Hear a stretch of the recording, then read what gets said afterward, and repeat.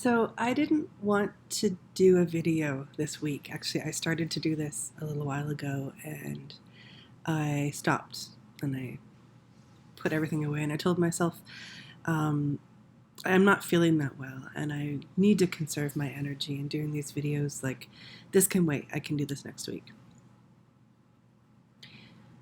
And then the more I thought about it, I realized that wasn't the real reason why I didn't want to do it. And the real reason why I didn't want to do it is because I look the way I feel right now. And this isn't how I want to show up in the world. And then I thought about my original intention for doing these videos every week and how I wanted to do a video every week no matter what's happening, because that is a way of showing more authenticity. That, yeah, some weeks I'm really sparkly and excited, and some weeks I'm more like this. Where I'm at right now, I'm actually having some health problems that I don't want to go into.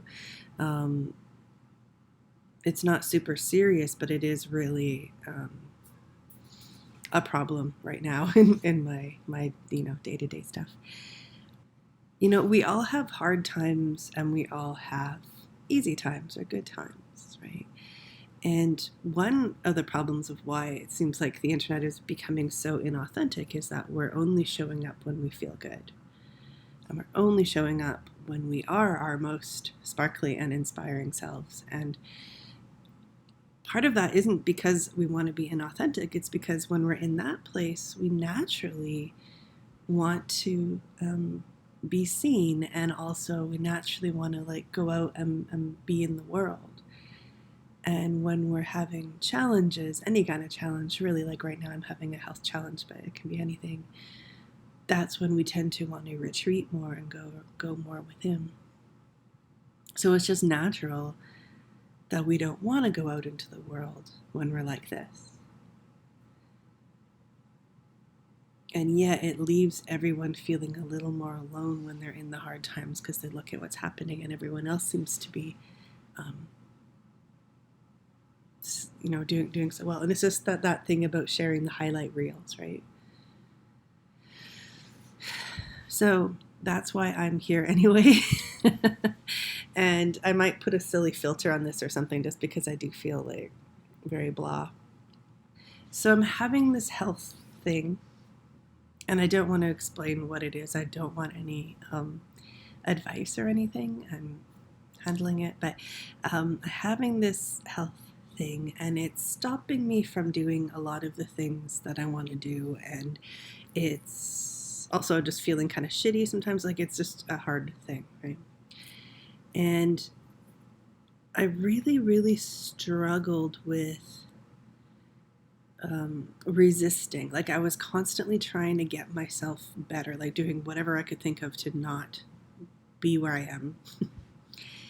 And I was writing, because I do write in the circle every day about what's happening in my practice. And I was getting really frustrated with myself, because every day I'm posting about how I'm struggling and how I'm resisting, and how I know if I could be present with what's happening, I could probably find something good in it, but I can't be present because I'm so frustrated or angry or whatever about what is happening. And so, I can't get there. And being in that place of resistance, like, I didn't want to keep sharing what was happening each day in the circles, but I knew I had to, because we're all in it sometimes, and because it's a part of the process, the overall process. Sometimes we're going to, just be in that big resistance. Sometimes things are not going to go well, and I needed to share how I got to a place, because I always knew eventually I'll get there. I'll get to a place of acceptance.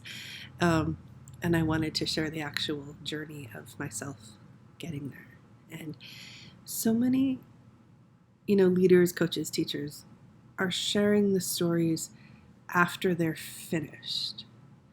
And I've always believed that sharing the story while you're in it is actually more powerful, because it shows a greater sense of trust in the process. You know that this is going to lead to somewhere good, even though you don't know how long that's going to take. what that path is going to look like.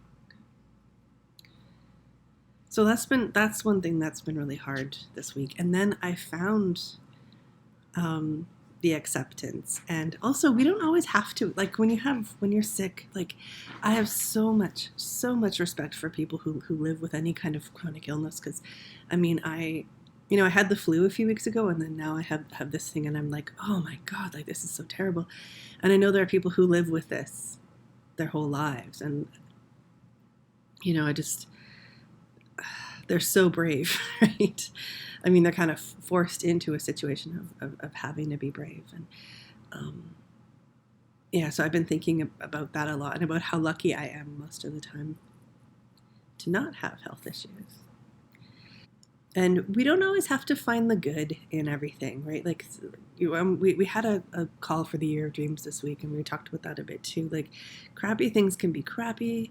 You don't have to find the good in it. You don't have to feel um, grateful for the lessons of a shitty thing. Like, you can just feel sad that you have a shitty thing. Um, I'm really grateful that I got to a place now of feeling like a kind of accepting where I am, and then looking what might be the gifts here. And one thing that was really cool, because as I have been in this state, I've been also feeling less confident about myself as a teacher and a leader. And then I got a notice from the library that a new book was in that I had requested.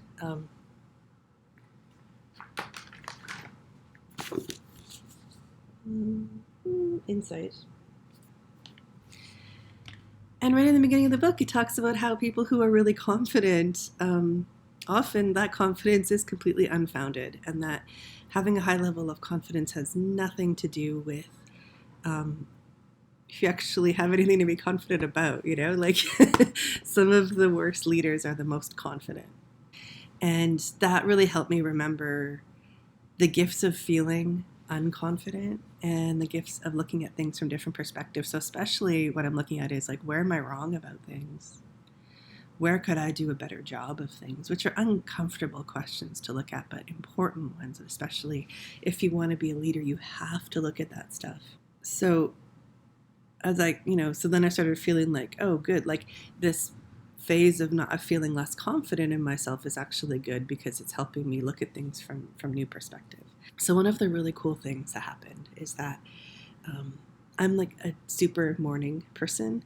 I don't even like to brush my hair in the morning. I just want to like throw on some clothes and go. Like I keep my backpack packed with my journaling supplies, my laptop, my travel mug. I just want to go for a nice bike ride and then go to a coffee shop and do some journaling and stuff. I just want to get out and be in the world. I especially want to get out and be in the world before most of the world has woken up. As a quiet introverted person, like I love that. I love being in a coffee shop with no people in it yet, and you get to choose where you want to sit, and everything's just so feels peaceful and quiet, and you get that sense of being out in the world, like not being a total hermit. So for me, it's the best of both worlds. Whereas if I wait later in the day, if I go out, it's almost like the world is kind of too noisy for me, or it can be some days. Yeah. So one thing about this health thing I'm having right now is that I can't get up quickly. In fact, this morning I did an experiment, and I took an hour and a half to go from waking up to actually coming downstairs. And I put stuff upstairs to help me. Like I had my journal kit with it, like the different paint pens and my journals, and my noise canceling wireless headphones, so I could listen to meditation music and not hear, like, my husband makes noises, he's making breakfast or whatever. So I could just kind of like put these on, be in my own little quiet, calm bubble, and really slowly start moving. And that's kind of what helps me right now with how I'm feeling. And there's so many neat gifts in that, and neat things to learn when we do the opposite of our normal thing. There's also so many things to learn when we just slow way down, like slow down more than you ever think you would have to need to slow down. And that is a gift of health issues. The big gift, though, for me right now in this is that when I'm having problems, when I'm, it's kind of weird to talk about it without saying exactly what's happening, but I just really want to keep that part private. So, but when I'm having the problems that I'm having, um, the thing that always helps and makes all of the symptoms go away is meditation. And no, like not a visualization or that kind of meditation where you're doing something, but complete stillness. So if I can be still in my body, still my mind, still my feelings, and just then I'm okay. And in fact, when I do that stillness for a while, then I can do the kind of creative dream alchemy meditations that I love to do without like agitating the symptoms. So it's like these health issues are pushing me to a place of stillness. And then it feels like my dream meets me there and is like, yay, I want to play with you here from this really, really still place. Because normally I play with my dream from a place of like inspiration and optimism and kind of excitement about my dream. And this is like this new, like, complete stillness. And I don't know what it means yet, but it feels amazing to explore it. And I feel so grateful that I've come through all the resistance and I'm able to actually just be where I am. That does mean each day, like, focus on what I can do. One day when I was feeling really good, I like mapped out everything that I want to do. Oh, that's another thing. One of the things about being sick is that it really helps you clarify what's important. It really helps you get clear on what it is you want. Like sometimes we're so vague and unsure about what we really want, or it's hard to say it and claim it. When you're sick, that gets easier because you miss it and everything feels too far away, and that's when you know what you wish you could have, which is shitty because that's when you can't really do anything about it. But I use that information to like make a little map for me about this is what's important and this is what I want to do, and that my work helps me feel connected to my authentic self. It helps me feel connected to my creativity. It helps me grow as a person. All of those things were so much more important than income. Like I didn't feel like, oh, I miss making money or any of that. It was just like I miss being in that creative flow and exploring and doing new things. And yeah, so sometimes as a business person, I look at like how much money do I need to bring in and what should I do to work on that. And so, but right now with this illness, it was like that didn't matter, and it's like just focusing in on what feels juicy and true for me. And so I made my plan for the end of the year, or for the rest, like the next 3.5 months. It's so nice. So now, like when I have a few moments of where I'm like have more clarity and I'm able to get to work, I can use that plan and really focus in just on what's important. And it feels like the things that aren't so important just kind of I have no energy for it, So yeah, so I do want to do a coaching group next month. Right in this moment, I'm not sure I can do it just because I don't know what's going to happen with this health stuff. But I'm getting everything ready because I want to do it. And I was reading about it on the internet one night, and there's these people who are experts in this thing that can really help. And I live in Winnipeg, Canada, right? Like when I read something online on some random page, there's never an expert near me that's going to help me with that, right? But in this case, there was. I clicked through to see who's doing this work, and there's someone really close to me. And I was able to speak to her yesterday, and she talked to me quite a bit about my symptoms, and I'm seeing her today. So I'm really happy about that. And I'm feeling optimistic that we can get the symptoms under control, that I can do this coaching group, because I really want to do that in November. I feel like that's just what my heart is calling me towards. And I want to do, of course, the Year of Dreams. That's almost ready to go. And a free vision party, like a visioning class in December. I've had all these ideas of how I want to do visioning differently. So you can probably notice when I just started talking about what I want to do, I changed. My voice changed. I am a little more animated and excited. And that's what dreams do for us. Like, that's what I love about dreams, not getting them, not having the outcome, but about being excited about something, about working on something and creating something and just having that enthusiasm and inspiration. Like, that's what's so important to me. Yeah, so I have spoken much longer than I thought I would today. If you're still listening, thank you. And I'll see you back here next week.